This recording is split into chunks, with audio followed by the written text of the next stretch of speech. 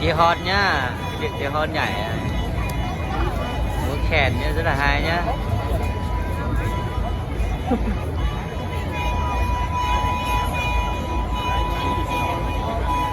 Trên núi tôi tìm em dưới trời, bằng con hạt ở dưới vượt qua cao qua đèo, mặc cho em tình say đồng phương hỉ vẫn bảo người thực cao là đừng để với một đứa bắt vợ vùng cao mấy vì bằng bản vùng tuổi thấp bắt vợ mẹ bên kia bắt vợ vùng cao đi bắt vợ chỗ nào đấy? Định xem chỗ này con vợ là bắt không?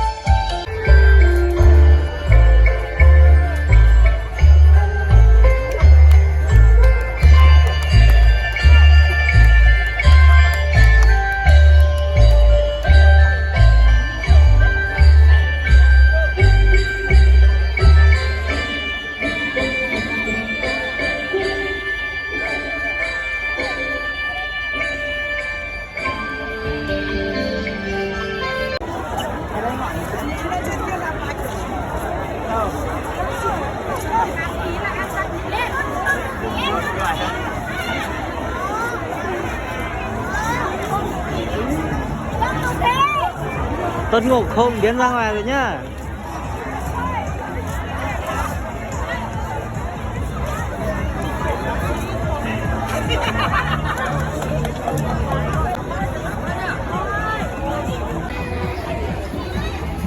xem lão chư ta đây. No? Oh.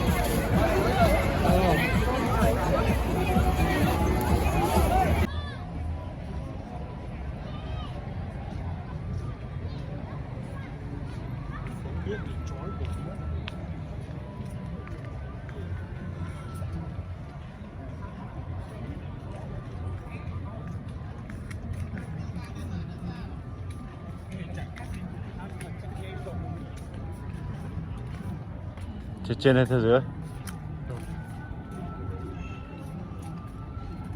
Dần dần diêu diêu mầm mà. Cái này nó không được. Chắc là không có đứa hai mươi phân rồi chứ. Làm gì? Anh xem đấy.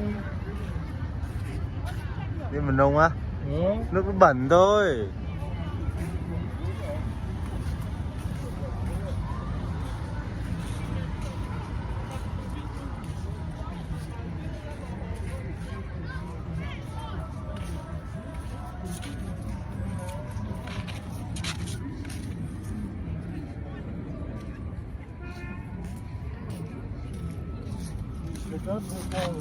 Không thấy đâu, đây là nước bẩn thôi.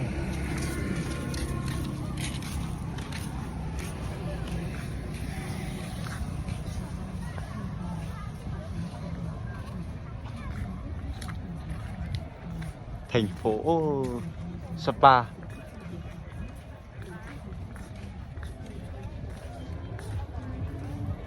Con đường Tỷ Duyên.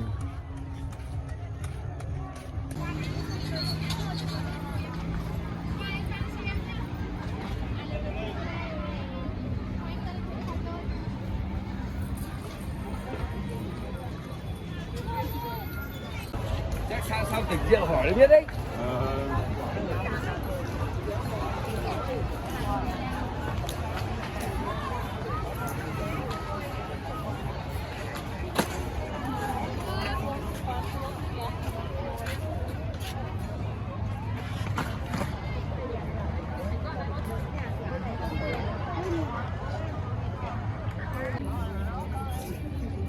Xin chào các bạn nhé.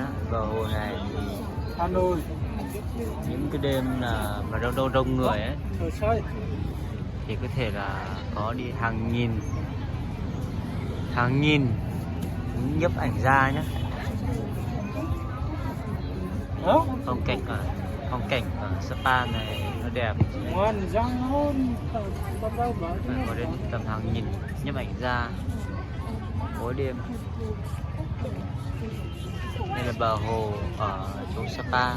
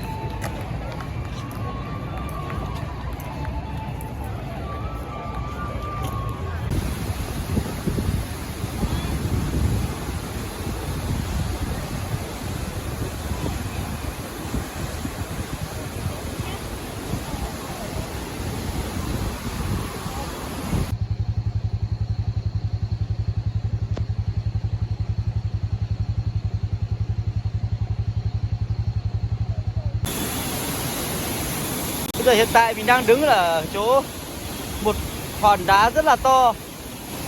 Và bây giờ mình sẽ lên trên nữa, lên trên những cái thác nhọn kia để chinh phục nó. Rồi bây giờ mình lên, các bạn đón xem nhá.